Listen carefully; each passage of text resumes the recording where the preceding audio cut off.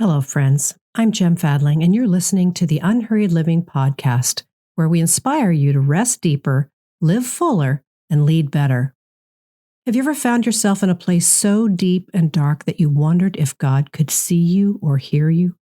Maybe it was a season of loss, an unexpected failure, or a quiet despair that only grew as time passed. It's easy to think that we need to hold everything together.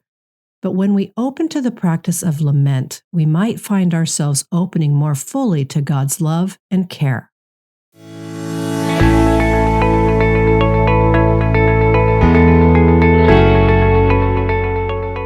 I'm in the stage of life in which many of my friends are in the sandwich generation.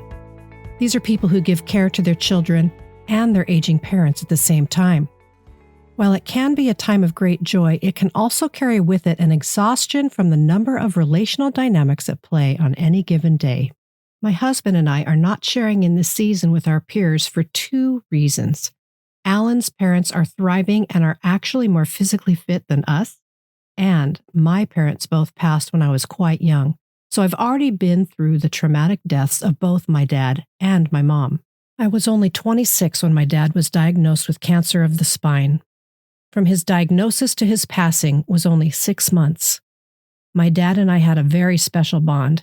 He was an older dad and was 52 when I was born, but I never felt that.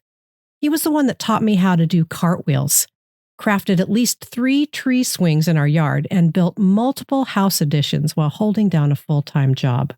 My dad single-handedly cared for our small 6-acre homestead in rural Washington. Yes, I even helped him garden, but only the kind of help an elementary-age child can offer. I would accompany him on his fishing adventures in the local river and rode along to the dump in an old jalopy truck he purchased, much to my mom's chagrin. I have way more memories than I can share here. So when he passed, it was a great loss to my heart and soul. For almost a year, I had nightmares about how frail he looked during his end days. It was in my nighttime dream life that I would process his death. One time in the middle of the night, I awoke screaming from a frightening dream. Alan leapt up and turned on the lights. I was crying and trying to describe the nightmarish imagery. As he comforted me, in typical Alan form, he turned to the scriptures, found Psalm 116, and began to read it aloud over me. Here are verses 3 through 7. The cords of death entangled me. The anguish of the grave came over me. I was overcome by distress and sorrow, and then I called on the name of the Lord. Lord, save me. The Lord is gracious and righteous. Our God is full of compassion. The Lord protects the unwary. When I was brought low, he saved me. Return to your rest, my soul, for the Lord has been good to you. Now, at age 27, this was my first real encounter with lament. Have you ever found yourself in a place so deep and dark that you wondered if God could hear you? Maybe it was a season of loss, an unexpected failure, or a quiet despair that only grew as time passed. Psalm 116 begins with words like cords of death, anguish, overcome, distress, and sorrow. The situation is dire. It's easy to think that we need to hold everything together, but when we open to the practice of lament, we might find ourselves opening more fully to God's love and care. Psalm 116 gave voice to what I was feeling at the time but didn't know how to express. I could only groan in sadness. I kept saying, I don't want to see my dad like this anymore. In times of lament, we often feel like we're sitting in the dark, waiting for some hint of light to break through. But in this waiting, we open to God's presence in new ways. Now, I have to admit, my memory of that night is patchy. I don't remember how long I was awake or how long I cried. I'm not sure how many times Alan read the psalm, but over time, it began to soothe my soul. At some point, Alan's prayers and my crying and Psalm 116 had accomplished enough that I was able to return to sleep and carry on the next day. Over time, my dreams began to morph, and within about 1 year, my dad was showing up in my dreams just like he was in his prime. He was wearing his 1970s green plaid suit with his fedora hat cocked to the side, just so. My heart, soul, and body had spent a year processing his death, and I was now able to remember him as he was.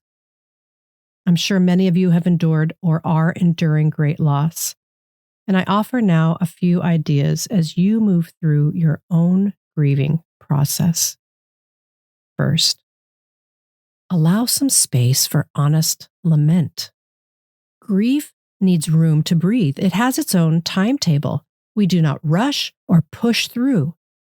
Allow grief to move with you at its own pace. The Psalms show that raw honesty with God and yourself can be profoundly healing. You might begin by setting aside intentional time to name your loss.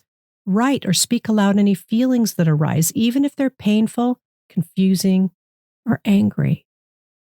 This kind of honesty can help you feel more connected to what you're experiencing without needing to rush through it or deny it. Next, seek out comforting presence. Grief is often best processed in the company of others. Just as Alan accompanied me, it's important to reach out to people who can listen without judgment, whether it's friends or family, or a spiritual director or pastor, or even a therapist. Another person's presence can provide a sense of grounding and comfort. Support groups can also offer a community of understanding, reminding you that you're not alone in what you feel. Next, embrace simple and restorative practices. In grief, taking care of your physical and emotional needs is a form of self-compassion. Engage in gentle practices that allow you to express and hold your grief in a manageable way. This could be as simple as journaling, engaging in creative expressions like drawing or music, or even spending time in nature. Physical practices like taking short walks, practicing deep breathing, or even lighting a candle can serve as a small but meaningful way to honor your grief and remind yourself of life's ongoing rhythms. I do pray that you will sense God's presence with you in your time of grief.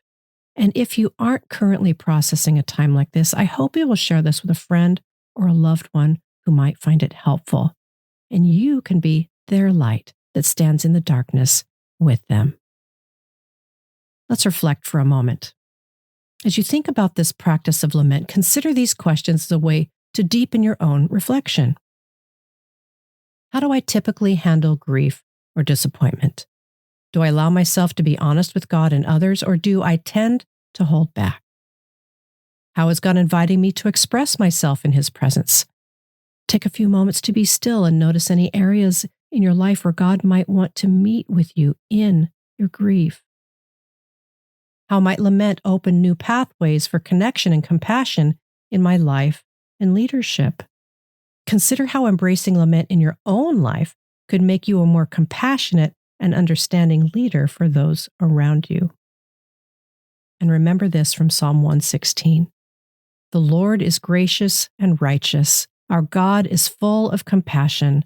The Lord protects the unwary. When I was brought low, He saved me. Return to your rest, my soul, for the Lord has been good to you. May you find rest for your soul in God. Well, thank you so much for joining me on the Unhurried Living podcast.